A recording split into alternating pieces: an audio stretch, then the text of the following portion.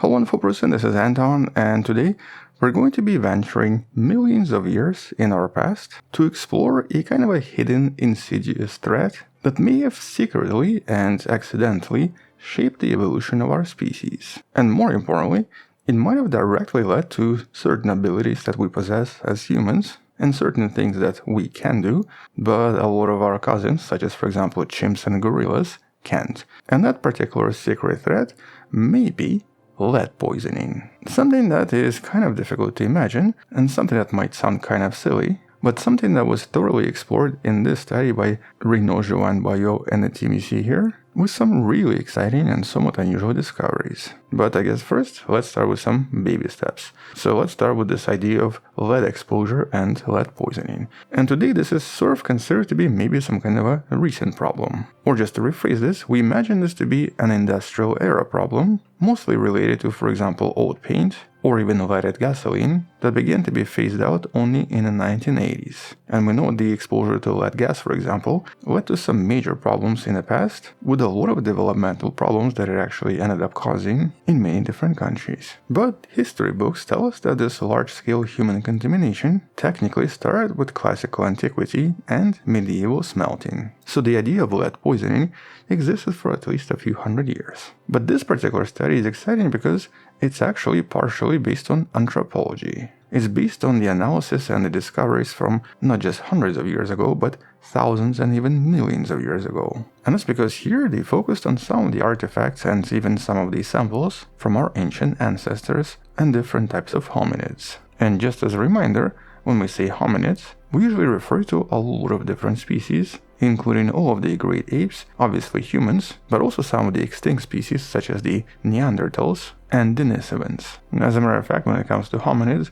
we do have a lot of distant cousins.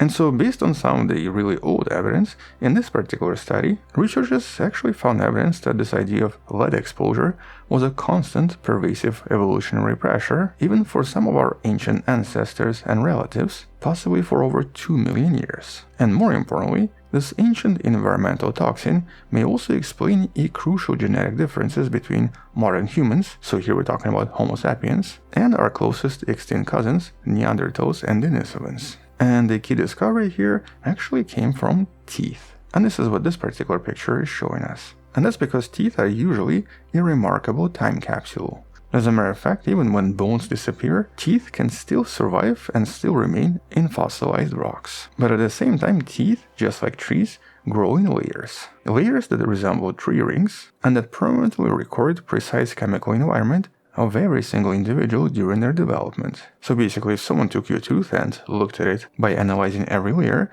you would actually be able to tell quite a lot about your history, and more importantly about all kinds of stuff you might have eaten and conditions you might have lived in. And that's because teeth tend to absorb a lot of different chemicals. And so here one of the ideas behind this research was to essentially prove that lead exposure was not just a recent phenomenon, but was something our species had to deal with for a very long time. And so here they analyzed 51 fossil teeth from 7 different hominid and primate groups, with some of these fossils going back 2 million years. And here this included different species. Obviously humans, but also Australopithecus africanus, Gigantopithecus blacki, and of course Neanderthals. And all of these fossils came from diverse regions across 3 different continents: Africa, Asia, and Europe. And in order to analyze the teeth, researchers used a technique known as laser ablation, basically using a precision laser to try to etch tiny lines across the surface, mapping the chemical composition layer by layer. And in this case, laser ablation revealed that pretty much most of the species had at least some lead exposure. 73% of all ancient specimens showed clear signs of episodic lead exposure at some point in life, strongly supporting the idea that lead contamination was not some kind of an isolated recent phenomenon, but was actually something that was pretty common for all species going back millions of years. And that's because lead is naturally very widespread in a lot of Earth's crust. So things like volcanic emissions, erosions, and wildfires can actually accumulate a lot of lead in soil and water, which then results in lead exposure in different species. So for example, drinking some kind of a contaminated water source will definitely produce these effects. But interestingly, the exposure here was not chronic. As a lot of these samples show us, this seemed to be very episodic and usually involved very acute spikes. Or just to rephrase this, here lead exposure and lead poisoning was not a continuous event, but seems to have happened just once or twice, and involved huge amounts of lead that then becomes visible in some of the layers of teeth. And so one of the samples here from the Gigantopithecus blacki, a giant ape from 1.8 million years ago, actually showed an impressive number of repeated acute exposures, suggesting that this happened at least several times. And interestingly, the amount of lead this particular ape was exposed to was very similar to a very high industrial amount that some of the humans got exposed in modern times, usually because of some kind of an accident. And because a lot of these records were very sharp and very sudden, this confirmed that the lead in this case came from an external source and very likely from water or food, and was a kind of a biogenic signal, not just contamination that seeped into fossil later on. Or essentially here, it was really the ape consuming something, and not the lead seeping in after the ape already died.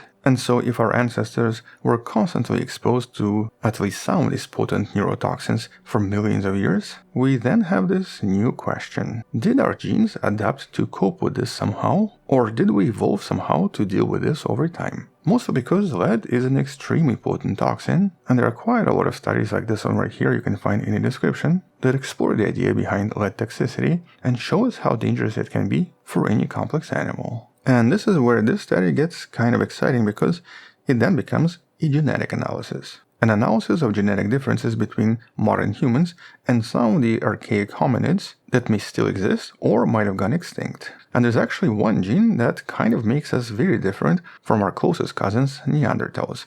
We've discussed this in one of the recent videos where scientists actually took this gene and they introduced it into mice, with mice then really becoming super weird.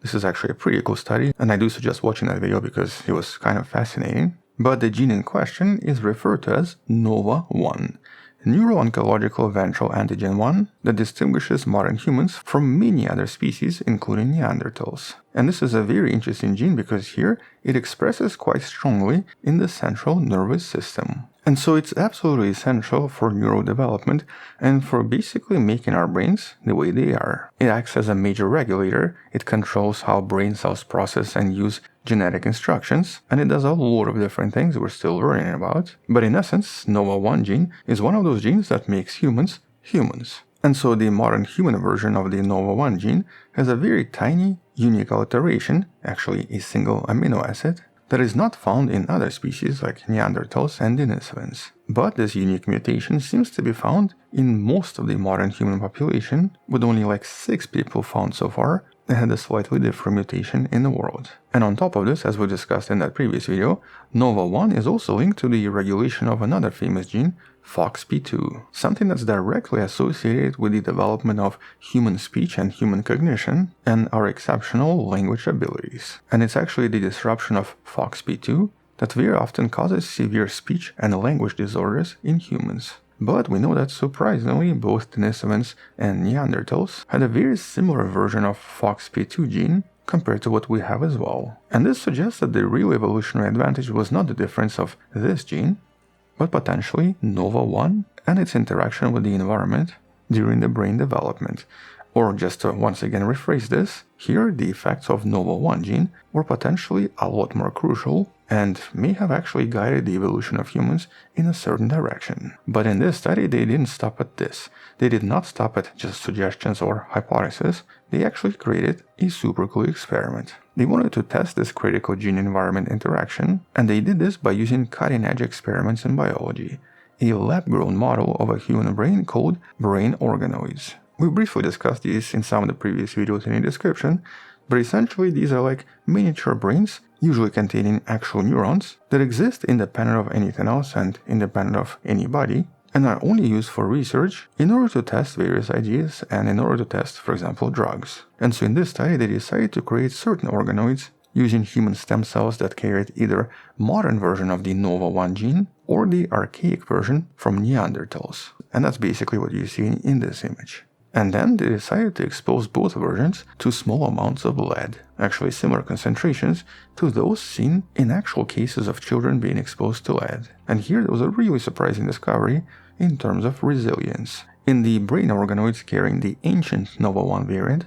the one from Neanderthals, lead exposure severely disrupted the expression of the crucial FOXP2 gene, in essence causing serious brain disorders. And so here this ancient variant of Nova-1 failed to protect the brain from lead-induced neuronal stress. And since Nova-1 is considered to be a kind of a master regulator, any kind of exposure to lead in this case would basically result in some major disorders, mostly related to the brain, but something that could possibly even become fatal. In sharp contrast, the organoids with the modern human version of Nova-1 were surprisingly much less stressed by this neurotoxicity and were able to survive lead exposure much easier, which was a pretty shocking result, but also led to a very important conclusion. A conclusion in regards to human evolution. And so being exposed to lead for millions of years may have actually acted as a very strong negative evolutionary pressure for any hominid that did not contain a specific mutation on their Nova-1 gene. It disrupted the FOXP2 gene, which was linked to cognition, language, social cohesion, and very likely a lot of other things, which means that all of our cousins that had that ancient Nova-1 gene would have faced potential survival disadvantage when exposed to the same lead toxins. And so individuals with this ancient gene version might have suffered developmental deficits, impacting their learning, social interaction, or communication skills, all of which were basically essential for group survival. And because hominids were always sort of groupies, it meant that humans had this very bizarre and very accidental evolutionary advantage. The modern Nova-1 gene that all humans possess seems to offer a lot of protection against these neurotoxic effects and seems to provide humans with a very unusual and very substantial advantage that allowed us to survive and proliferate, and possibly just made us a little bit better at all of these cognitive abilities. And so here this very simple environmental toxin, lead, played a significant and previously unknown role in shaping our cognitive and social capabilities over millions and millions of years. With all of this actually being reinforced by a lot of other studies on the Nova-1 gene, especially the study involving mice I mentioned previously with that video in the description. And this by itself is a pretty interesting study